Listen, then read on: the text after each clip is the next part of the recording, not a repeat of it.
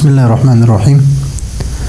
آج کا ہمارا سبق ہے قطبی 52واں سبق ہے، اور اس عبارت کی جو غرض ہے وہ ہے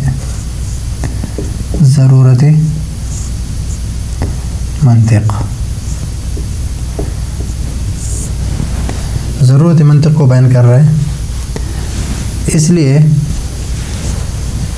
کہ عقلاء اور فلاسفہ جو ہے اس کی آراء مختلف ہے، وہ ایک اپنی ترتیب سے یعنی اپنی فکر کے ذریعے سے اس نتیجے پر پہنچتا ہے کہ عالم حادث ہے، اور دوسرا اس نتیجے پر پہنچتا ہے اپنی فکر کے ذریعے سے کہ عالم قدیم ہے۔ مثلا وہ تغیر کو دیکھ لیتے ہیں کہ عالم میں تغیر واقع ہو رہا ہے، العالم متغیر،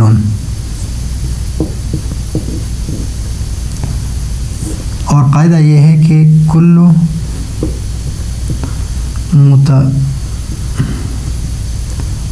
متغیر حادث، یہ قاعدہ ہے کہ ہر متغیر چیز حادث ہے، قدیم چیز ہے اس میں تغیر واقع نہیں ہوتا۔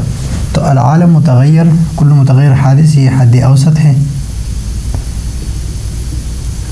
تو نتیجہ نکلا العالم حادث۔ اور یہاں وزارت کا ترتیب اس لیے کہ فکر کا معنی کیا ہے، ہوا ترتیب امور معلومات، ترتیب امور معلومہ کو ترتیب دے کر اس کے ذریعے سے امور مجہولہ کو معلوم کرنا، اس تک رسائی حاصل ہونا، اس کو کہتے ہیں فکر۔ تو اس نتیجے پر پہنچ کے عالم کیا ہے، حادث ہے، یہ بھی ایک رائے ہے، ایک نظریہ ہے۔ دوسرا کہتے ہیں کہ العالم مستغن عن المؤثر وكل ما هو هذا شأنه فهو قدیم، یعنی جو مستغنی عن المؤثر ہو تو یہ کیا قدیم ہے، تو نتیجہ یہ حد اوسط، اور یہ فالعالم قدیم، عالم کیا ہے، قدیم ہے۔ تو یہ دو عقلاء ہیں، دو فلاسفہ ہیں، ایک کے مطابق عالم متغیر ہے اور دوسرے کے مطابق عالم قدیم ہے، دونوں کی فکر ہے، دونوں کی ترتیب ہے، امور معلومہ کو اس نے بھی ترتیب دی ہے، امور معلومہ کو اس نے بھی ترتیب دی ہے۔ ابھی دونوں تو غلط بھی نہیں ہو سکتے اور دونوں صحیح بھی نہیں ہو سکتے، اس لیے یا تو عالم قدیم ہے یا عالم حادث ہے، دونوں میں سے ایک کو صحیح ماننا پڑے گا۔ اگر اس طرح بھی نہیں ہو سکتا ہے کہ دونوں غلط ہوں اور دونوں صحیح ہو، اس طرح بھی نہیں ہو سکتا ہے، اس لیے کہ دونوں غلط ہو تو ارتفاع نقیضین ہے، دونوں صحیح ہو تو اجتماعی نقیضین ہے، اور دونوں صحیح نہیں ہے، تو اس وجہ سے اس قانون کی ضرورت پیش آئی۔ وذالک الترتیب الفکر لیس بصواب دائما، یہ فکر جو ہے یہ ہمیشہ صحیح نہیں ہوتی یہ فکر، اور یہ ترتیب لأن بعض العقلاء، بعض عقلاء جو ہے يناقض بعضا فی مقتضى افکارہم، یعنی ان کی آراء میں اختلاف واقع ہوتا ہے، فمن واحد، یعنی ان عقلاء میں سے ایک، یتعدی فکرہ الی التصدیق بحدوث العالم، حدوث عالم کی طرف ان کی فکر جو ہے اس کو لے جاتے کس کی طرف، کہ عالم حادث ہے، اور یہ فکر ہے، یہ ترتیب ہے۔ ومن آخر الی التصدیق بقدمہ،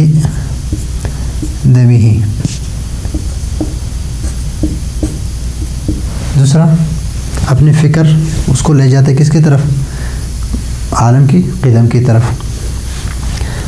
ایک انسان دو وقتوں میں اپنے نفس میں ایک فکر سے وہ عالم کے حدوث کی طرف چلا جاتا ہے اور دوسرے وقت میں عالم کے قدم کی طرف.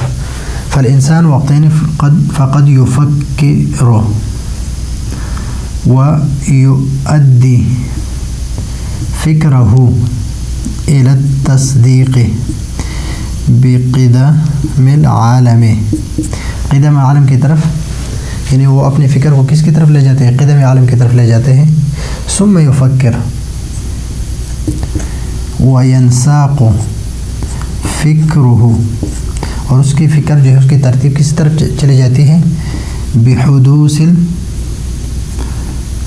ہی یعنی بحدوث العالم، عالم کی حدوث کی طرف اس کی فکر جو اس کی ترتیب ہے وہ بن جاتی ہے. العالم متغیر وکل متغیر حادث، فالعالم حادث. تو ایک انسان ہے، دو وقتوں میں ان کی آرا میں بھی اختلاف واقع ہو جاتا ہے. تو جب اس طرح اختلاف واقع ہوں تو دونوں صحیح نہیں ہو سکتے، دونوں فکر صحیح نہیں ہو سکتے، دونوں ہی غلط بھی نہیں ہو سکتے. اس میں سے ایک صحیح اور ایک غلط ہے. ابھی ایک صحیح اور ایک غلط کو ہم کس طرح پہچانیں گے؟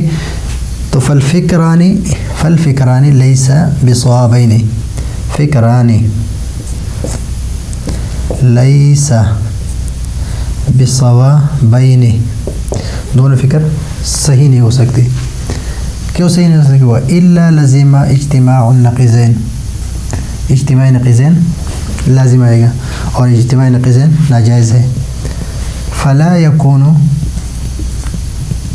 کل فکر صوابا، ہر فکر صحیح نہیں ہو سکتا، ہر فکر صحیح نہیں ہے.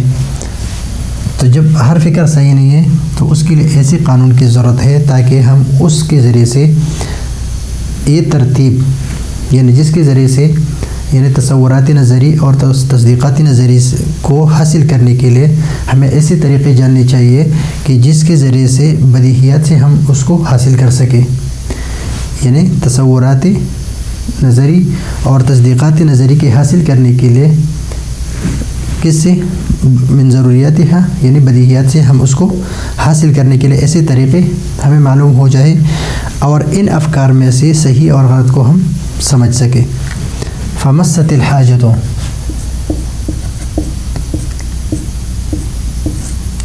مست الحاجت، حاجت پیش آ گئی. الی قانون، ایسے قانون، یہ موصوف ہے اس لیے کہ یہ نکرہ ہے اور آگے جملہ ہے یہ صفت بن رہی ہے کس کے لیے؟ موصوف کے لیے. کہ اس کے قانون کے ذریعے سے ہم بدیہیات سے تصدیقات نظری اور تصورات نظری کو حاصل کرنے کے طریقے معلوم ہو جائیں. یعنی اس قانون کے ذریعے سے ہم بدیہیات سے تصورات نظری اور تصدیقات نظری کے حاصل کرنے کے طریقے معلوم ہو جائے ہمیں اور ہم معلوم کریں اس کو تاکہ صحیح ترتیب ہم دے دیں اور صحیح نتیجے تک پہنچ جائے. والاحاطۃ بالافکار الصحیحۃ والفاسدۃ الواقعۃ فیہا، اور احاطہ ہو کس پر؟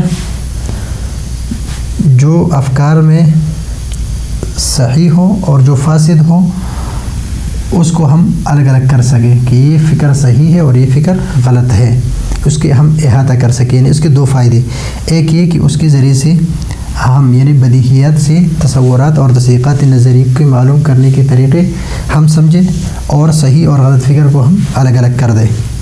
ای فی تلک الطرق فیہا یعنی فی تلک الطرق، فی تلک الطرق معرفت طرق اکتساب نظریات، ان میں جو افکار صحیحہ ہے اور افکار فاسدہ ہے جو ان طرق میں واقع ہے اس کا ہم احاطہ کر سکیں.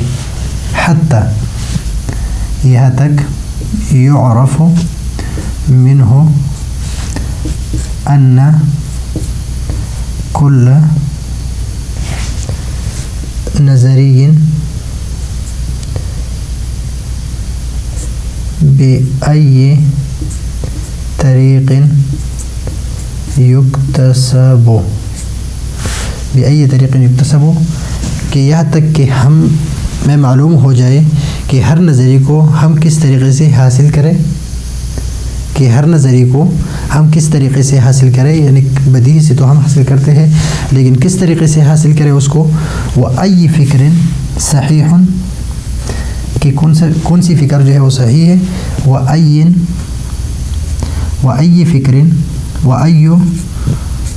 فِكْرٍ فاسد، اور کون سی فکر فاسد ہے، کہ ہمیں یہ دو پتہ چلے، ایک تو قانون کے کہ ہم تصورات نظریہ، تصدیقات نظریہ کو بدیہیات سے کس طرح حاصل کریں، وہ طریقے ہمیں معلوم ہو جائے، اور جو اس میں افکار صحیحہ اور فاسدہ جو ان طرق میں واقع ہوتا ہے، تاکہ ہمیں پتہ چلے کہ ہم نظریے کو کس طرح حاصل کریں، اور فاسد اور صحیح فکر کو ہم حاصل کریں، اس قانون کو کہتے ہیں وَذَلِكَ الْقَانُونُ، اور یہ قانون جو ہے هو المنطق، اور وہ منطق ہے۔